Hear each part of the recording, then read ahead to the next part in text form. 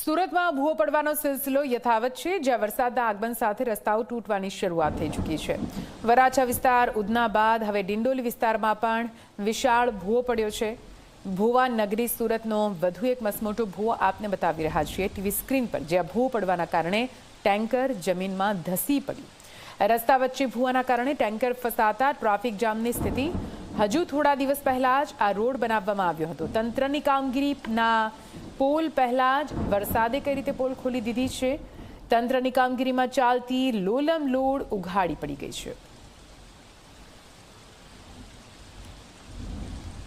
સુરત શહેરમાં ત્રીજા દિવસે પણ ભૂવો પડવાની ઘટના સામે આવી છે। આ દ્રશ્ય જોઈ શકાય છે ડિંડોલી G9 ના છે।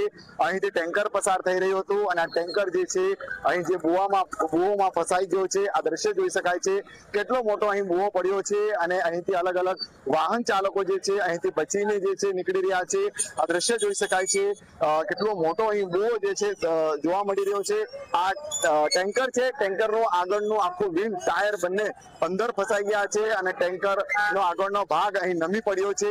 જે રીતના સુરત સહિત દક્ષિણ ગુજરાતમાં વરસાદ વરસી રહ્યો છે, સુરત શહેરના અલગ અલગ વિસ્તારમાં પાણી ભરાવાના દ્રશ્ય સામે આવી રહ્યા છે, ત્યારે સૌથી મોટી વાત એ કહી શકાય કે છે ભૂવો પડવાની ઘટનાઓ જે છે અહીં યથાવત જે છે અહીં જોવા મળી રહી છે। આ જોઈ શકાય છે GJ 21Y4749 નંબરનો આ ટેન્કર છે।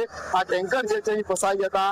સવારે નોકરી અને શાળા કોલેજે જતા જે વિદ્યાર્થીઓ જે છે ટ્રાફિકમાં ફસાયા છે અને હજુ સુધી મહાનગરપાલિકાના અધિકારીઓ કે કોઈની ટીમ જે છે અહીંયા આવી જે છે અહીં પહોંચી નથી।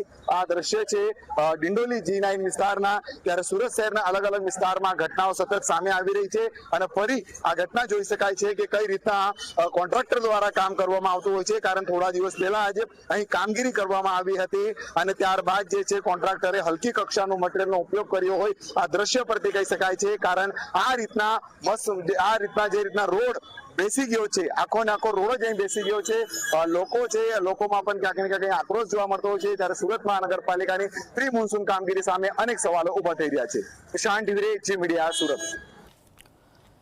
તો સુરતના આ દ્રશ્યો આપ જોઈ રહ્યા છો। આમ તો સુરત ડાયમંડ નગરી, સ્માર્ટ સિટી તરીકે ઓળખાતી હોય છે, પણ વરસાદ આવતાની સાથે જ કેવી રીતે અહીંયા લોકો પરેશાની વેઠી રહ્યા છે, અને પરેશાની એટલા માટે કેમ કે અહીંયા જે કામગીરી, જે ગુણવત્તા રોડ રસ્તાની હોવી જોઈએ તે નથી। ભ્રષ્ટાચારની પોલ ખોલતા આ રોડ રસ્તાની હાલત તમે જુઓ, જ્યાં ઠેર ઠેર મસમોટા ખાડા અને ભૂવા। સતત 3 દિવસથી ભૂવા પડવાનો સિલસિલો યથાવત જોવા મળી રહ્યો છે। પહેલાં ડિંડોલી સહિતના અલગ અલગ વિસ્તારોમાં અહીં ભૂવા પડ્યા હતા અને હવે આપ જુઓ કેવી રીતે વધુ એક ભૂવો પડતાની સાથે જ તંત્રની પોલ ખુલી ગઈ છે।